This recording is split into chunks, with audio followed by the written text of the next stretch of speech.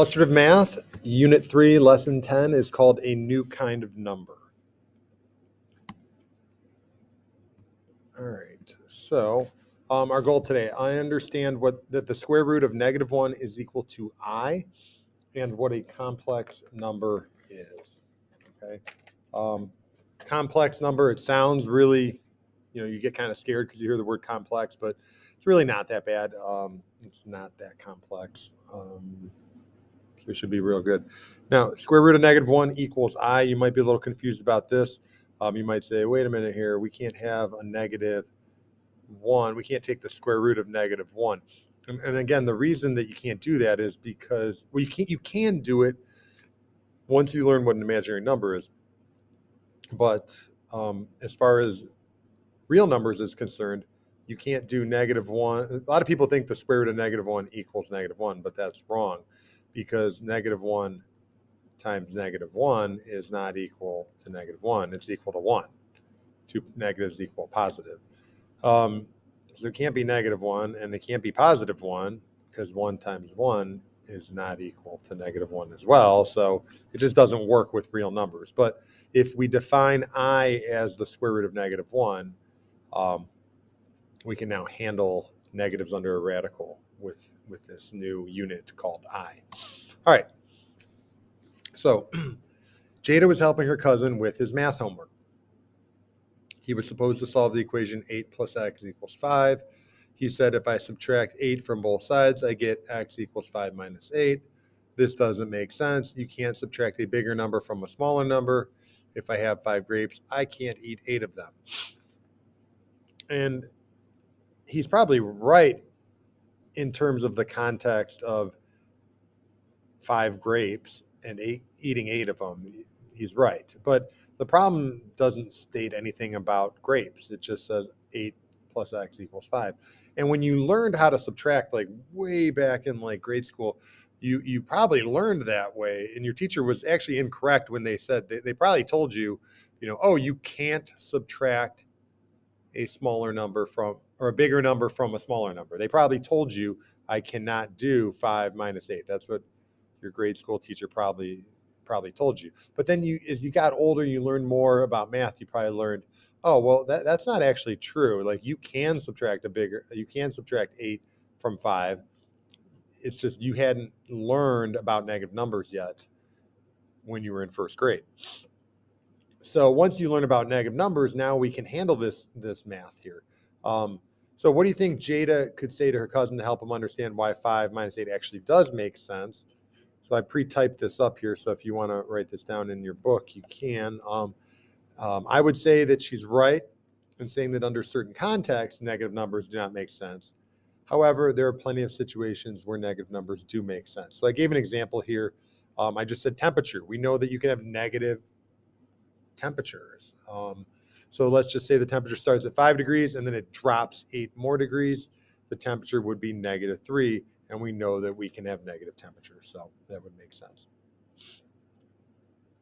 All right, the next thing.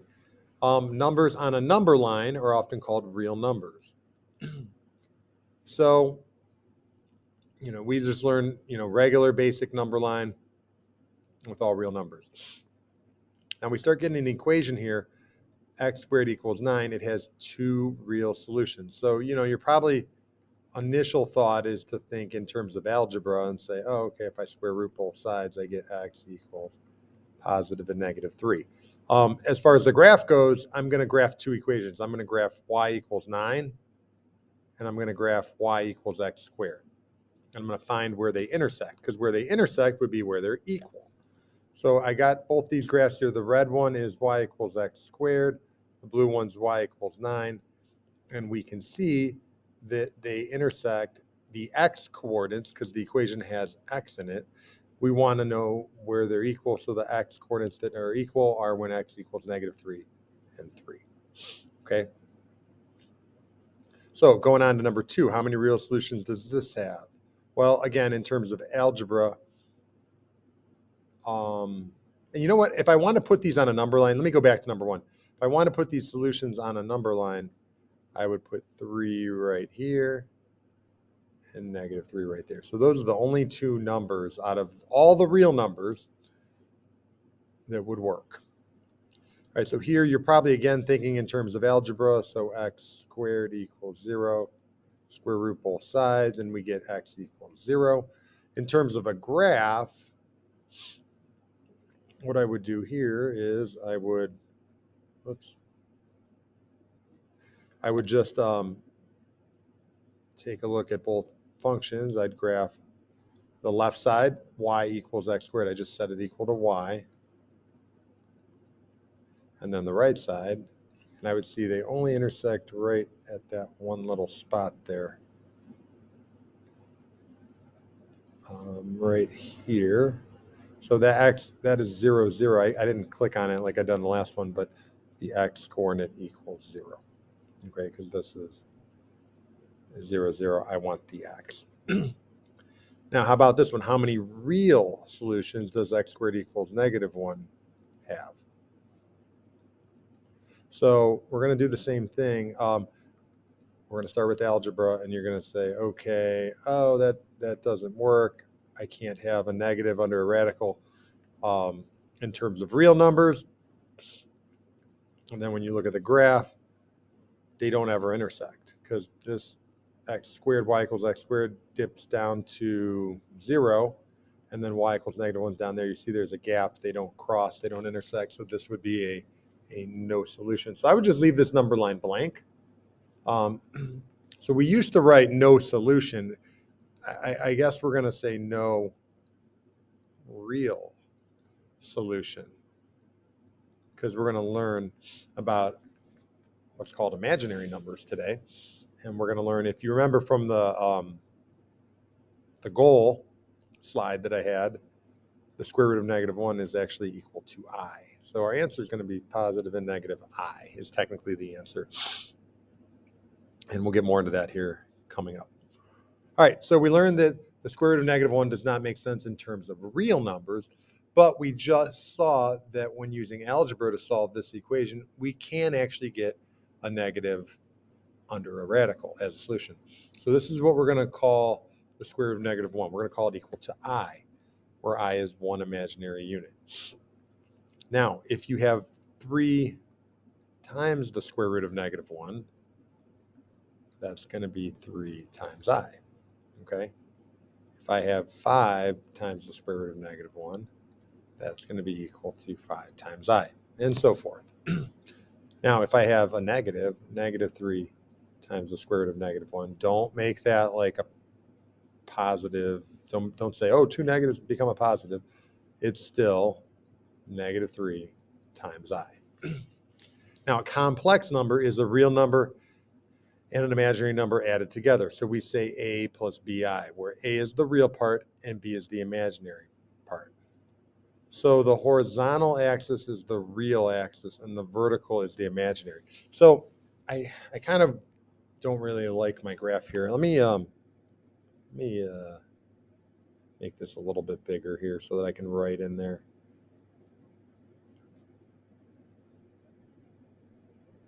Oh, I shouldn't have locked those.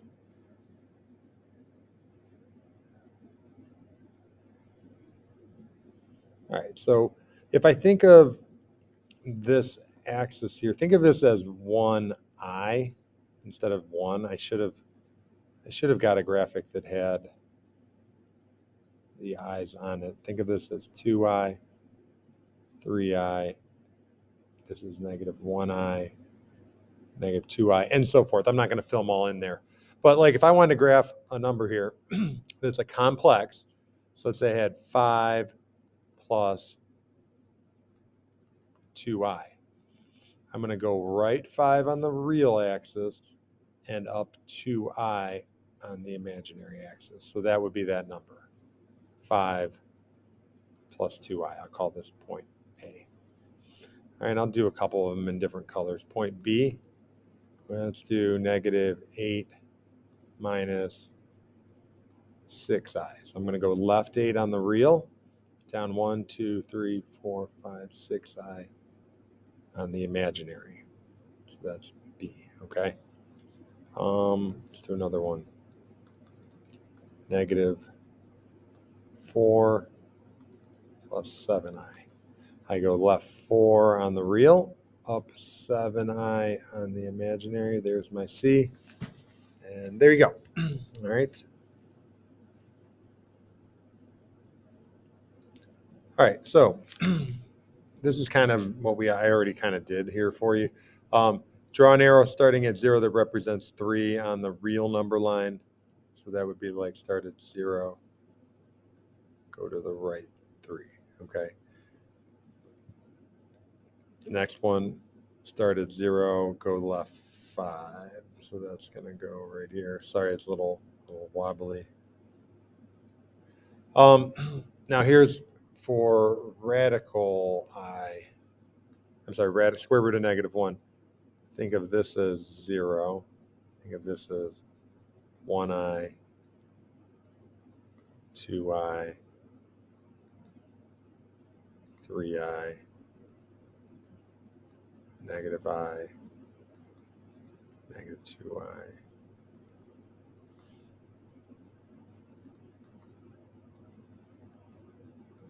All right, so if I wanted to draw my arrow, I'll tell you what, I'll use this. This will be a little bit better. Square root of -1 is just going to be I. Okay, and I'm going to make this I. This is going to be 3i. This is going to be -i, and then this is going to be -5i. Okay, and I don't like how these copied like that. My square root should go all the way over the number. So remember, square root of -1 equals I. So I just replace the square root of -1 with an I. So there's my first one. There's A. Here's my next one. 3i would be right here.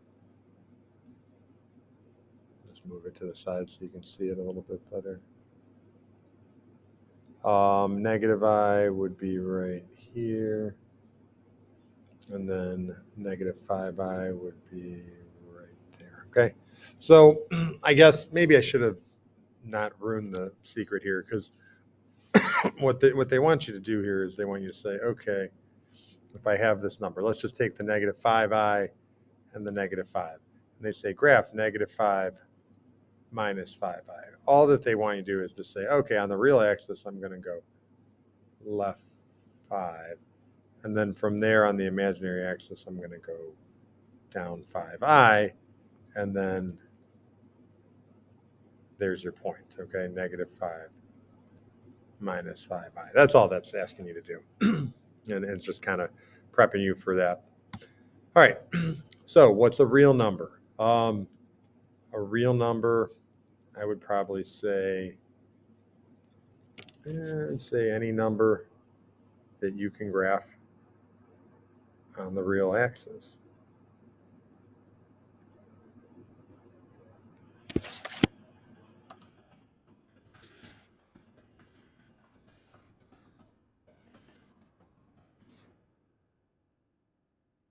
Right? What's an imaginary number? Any number that has the square root of -1 in it, okay, which ends up being I. A complex number is a number that has a real part and an imaginary part. So in other words, it's A plus BI. All right, one common misconception is that imaginary numbers are made up and real numbers aren't. What would you say to someone with that misconception? I would say imaginary numbers come from a negative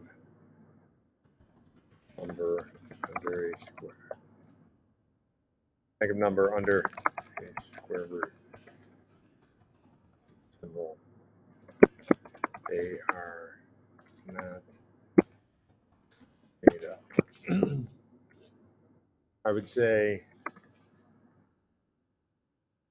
you cannot graph an imaginary number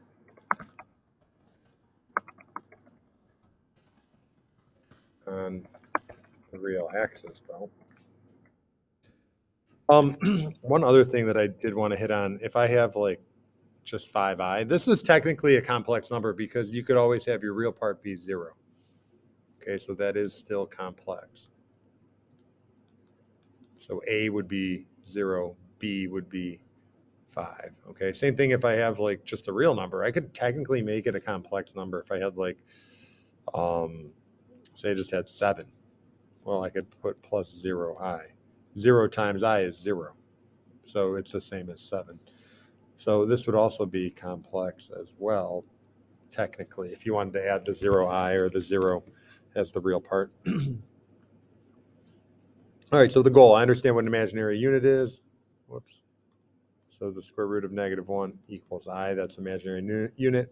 Complex number is a plus bi. Real part, imaginary part. All right, last thing. In your own words, explain what you know about a number that satisfies the equation x squared equals -1. So I would say the solution is this x equals the square root of -1, which is an imaginary unit called I. I should say called I. So we would say the solution to the equation is simplified into x equals I.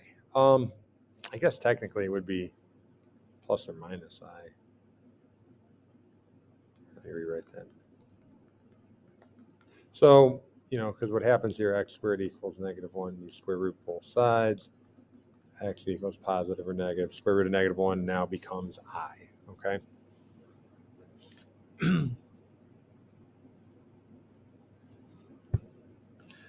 All right, I hope you enjoyed this video, and thank you for watching.